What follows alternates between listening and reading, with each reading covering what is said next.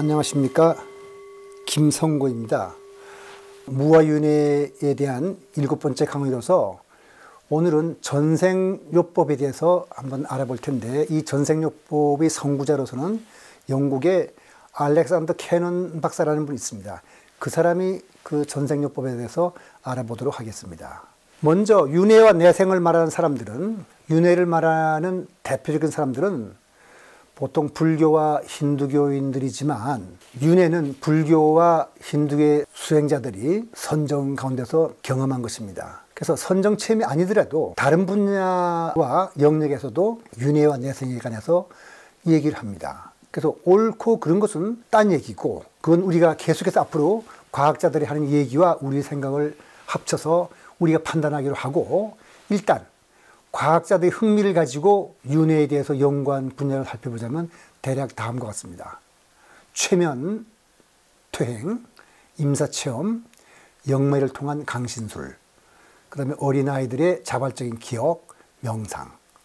그 명상이 바로 힌두교와 불교에서 그 수행자들이 체험한 거고, 나머지는 다 과학자들이 연구하는 분야입니다. 먼저 최면이란 무언가? 그러니까 최면 또는 최면 상태라는 것은 한 사람이 잠을 자고 있는 것처럼 적어도 의식이 몽롱한 상태에서 그 사람을 그 상태로 만든 사람의 지시에 따라 행동하게 되는 상황으로 지금까지 이해되어 왔습니다. 이렇게 최면이 잠에 빠진 상태로 이해됐던 이유는 누군가가 지시하면 그 사람의 지시에 따라 그대로 따라하는 것처럼 보였기 때문인데, 하지만 미국 심리학에서는 최면이 암시에 반응하는 능력이 향상되어 지엽적인 것들에 대한 의식은 감소하고, 그 다음에 초점화된 집중력을 누리는 그런 의식 상태로 정의하고 있습니다. 쉽게 말해서 오히려 전신 집중이 잘 된 상태다, 이렇게 최면 상태를 정의하고 있습니다. 그러니까 최면은 심리치유 효과를 촉진해주는 장점이 많이 있지만, 최면에 대해서 많은 오해가 있어서 사람들이 심리치료 시에 최면의 활용을 주저하기도 합니다. 최면에 대한 대표적인 오해로는 최면 암시를 거부할 수 없어서 최면 수술자에게 조종당할 수 있다는 것이고, 또 최면이 잠자는 상태와 같아서 피험자 스스로 통제할 수 없다는 그런 두려움이 있습니다. 근데 그것은 사실이 아니라고 합니다. 피험자가 원하지 않는 암시들은 거부할 수도 있고요. 그리고 최면은 혼수 상태와 같이 정신을 잃는 것과는 다르다고 합니다. 피험자 자신이 원하지 않을 경우 최면 상태에 들어가지 않습니다. 그리고 최면 상태에 들어가 있다 하더라도 밝히고 싶지 않은 비밀이 있으면 그건 말하지 않을 수도 있습니다. 우선 최면 퇴행에 의한 정신요법은, 최면술은 지금 과학계에서 정당한 대우를 받고 있지만 한때 속임수로 취급된 적도 있습니다. 그러니까 윤회를 과학적으로 검토하기 위해서는 최면의 발달 과정을 살펴보는 것이 도움이 돼서 지금 제가 최면을 살펴보는 건데요. 한번 최면의 역사를 간단히 살펴보겠습니다. 최면은 역사 이전부터 존재해 왔습니다. 고대 이집트에든가, 그 다음에 우리나라 샤만들도 최면을 해왔는데요. 그 다음에 종교적 비유와도 관계가 깊고, 고대에는 어느 민족에게나 친숙한 것이었습니다. 고대에 주술적인 최면은 예언이나 치료와 밀접한 관계를 맺고 있었고, 에스키모, 아메리카 인디안, 아프리카 부족들 중에는 지금도 주술적인 최면을 활용하고 있습니다.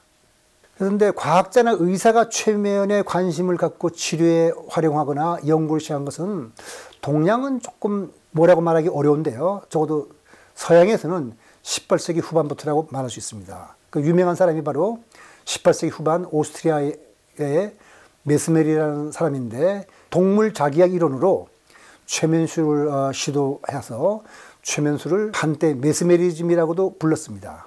그런데 이 사람은 이 최면술을 이용해 가지고 소위 그 정신과 치료에 해당하는 여러 가지 치료를 해서 돈도 많이 벌고 유명해지긴 했는데, 파리에 있는 최면술 전문가 협회에서는 메스메리의 최면술에 대한 이론과 그 신뢰를 조사해보고 메스메리즘은 속임수이며 그런 사기꾼이라고 비난했습니다.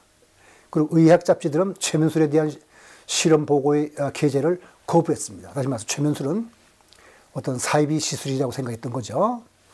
그런데 영국의 제임스, 물론 이 사이에 뭐 여러 가지 역사가 있고 많은 일이 있습니다만은 제가 중요한 것만 찾아서 말씀드린다면 제임스 브레이드라는 외과 의사가 마취약 대신 최면술을 사용해서 많은 수술을 성공하고 1842년 뉴로 하이프노티즘이라는 용어를 사용할 것을 제안했습니다. 이 뉴로 하이프노티즘에서 바로 최면이라는 용어가 나오게 된 건데요. 일설에 의하면 영국 의학협회에서 그 수술 결과를 논문으로 작성하여 발표한 일이 있는데 영국 의학협회는 훗날 이 논문 가운데 최면 실험에 관한 부분을 삭제하도록 요구하고 하부위를 보아서 그렇게 했다고 합니다. 수술했을 때 그 최면을 통해서 마취했다는 말을 뺀 거죠. 그리고 한 저명한 회원은 말하기를 그들은 깜짝같이 속아 넘어갔다고 논평했습니다. 하지만 최면술을 그만큼 안 믿은 거죠. 그 사람들은 다리 절단 수술 시 환자가 아픔을 느끼지 않는 것은 말이 안 되고 단지 아픔을 느끼지 않는 것처럼 가장했다고 그렇게 생각한 겁니다. 그만큼 최면술은 정당성을 인정받지 못했던 거죠. 최면술은 그 후 많은 우여곡절을 겪으면서 꾸준한 의학적 성과를 얻게 됩니다.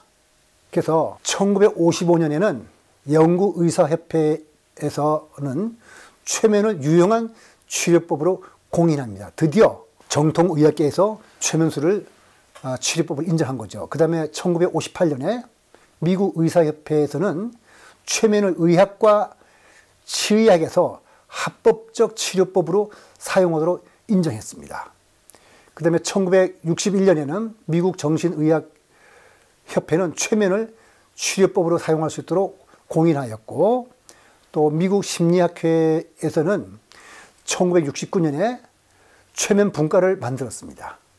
그 다음에 획기적인 것은 1987년에 미국 연방대법원은 최면 중에 재생된 기억에 대해서 형사재판에서 임의로 증거의 가치가 없다고 단정하는 것은 헌법상의 권리를 침해하는 것이라고 해석했습니다.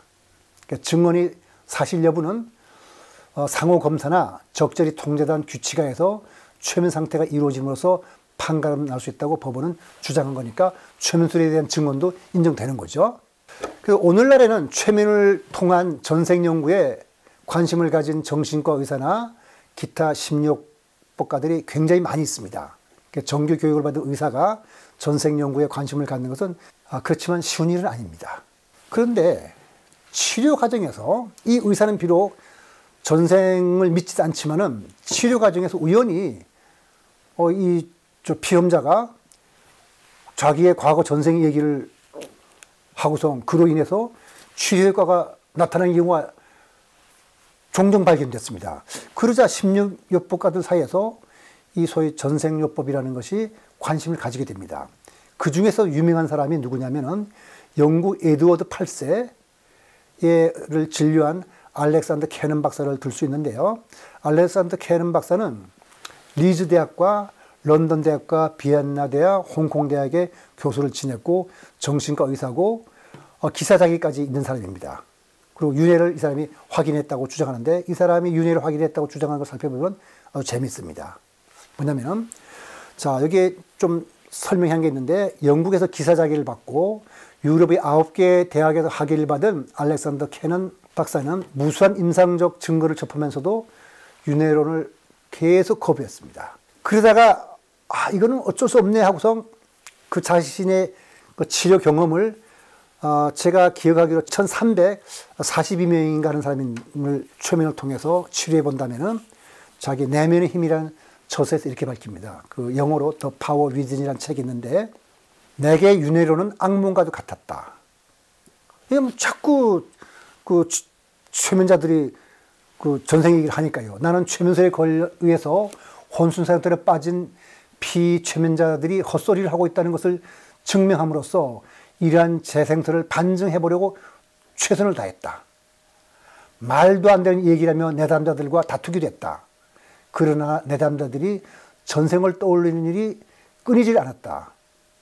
그래서 지금까지 나는 1000번도 넘는 전생 사례를 조사해만 했고 결국 윤회의 가능성을 인정할 수밖에 없다. 해가지고 이 더 파워 위든이라는 책을 쓰게 됩니다. 근데 캐넌은 그렇게 쓰면서 이제 마음이 완전히 바뀐 거죠. 뭐라 그러냐면 프로이드의 업적보다도 윤회설이 훨씬 더 앞선 것이라는 주장을 펴니다. 그리고 프로이드의 정신분석보다는 최면요법이 더 치료효과가 크다고 주장을 합니다. 사실 많은 정신의학자들이 전생퇴행을 연구하게 된 것은 캐넌의 연구 업적에서 이루어진 것이라고 할 수 있는데, 이 전생퇴행이라는 건 뭐냐면은 최면에 의해서 나이를 돌리는 겁니다. 예를 들면 지금 나이가 40인 사람한테는 자, 10년 전에 당신 때 돌아가시오. 20년 전으로 돌아가시오. 또는 뭐 어렸을 때로 돌아가시오. 어머니 뱃속 이때로 돌아가시오 하는 것이 그게 전생퇴행입니다. 그렇게 퇴행하다 보니까 뱃속 전이 되면은 전생이 되겠죠. 그래서 알렉산더 캐논의 전생요법을 보면은 알렉산더 캐논은 앞서 처음에는 과학자 입장에서 영혼도 있을 수 없고 윤회도 없다고 부정했습니다. 이게 사실은 거의 대부분의 의학자들이 생각하는 거죠.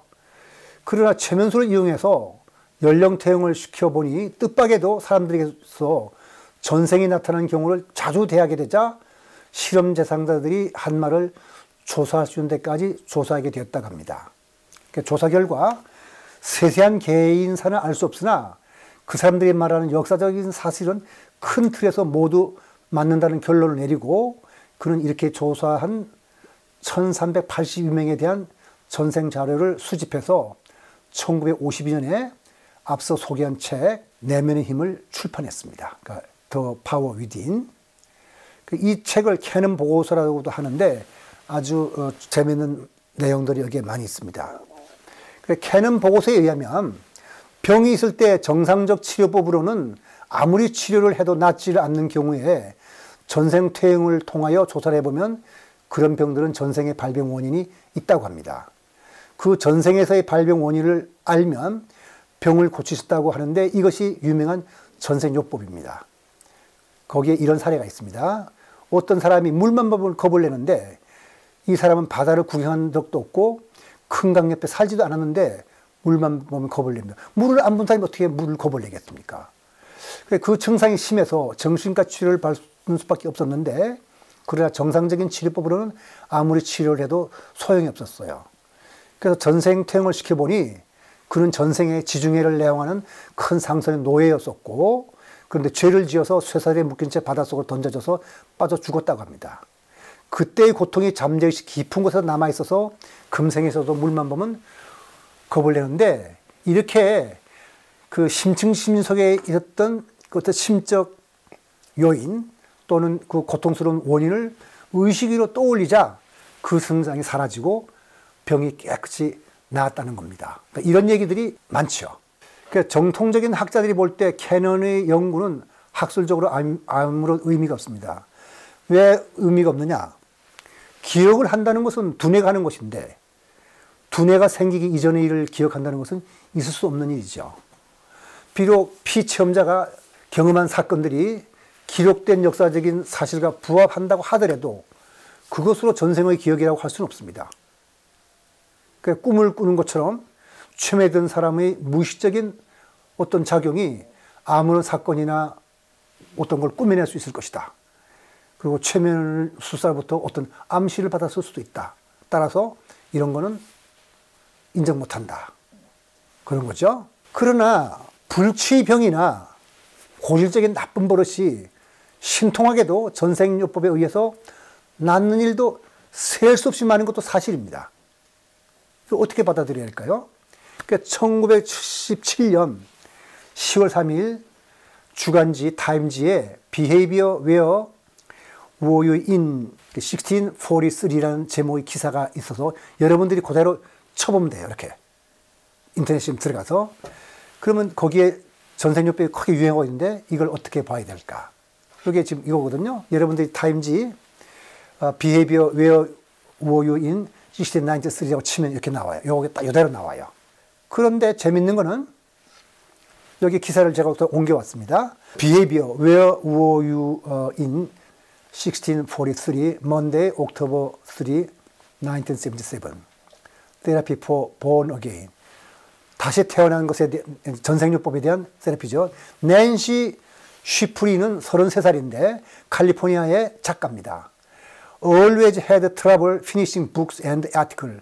언제든지 책이랑 무슨 글을 쓰려고 그러면 마지막 그 다듬는데 그냥 쩔쩔매요.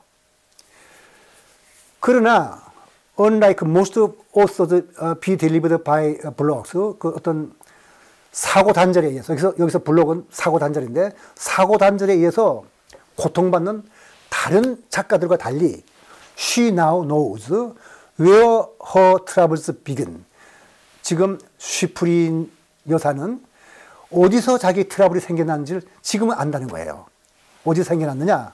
바로 17세기에 생겨났는 건데, during a session with Morris 네더톤, 그러니까 네더톤이라는 그 최면술사하고 최면을 하는 사이에 she had a vision of herself as a woman on trial in America in 1677 for heresy and trying to hide an incriminating diary from her inquisitors. 뭐냐면은 1677년 미국에서 재판을 받는 꿈을 꿨어요. 그러니까 그런 모습을 본 거예요. 무슨 재판이냐면 이단이라고.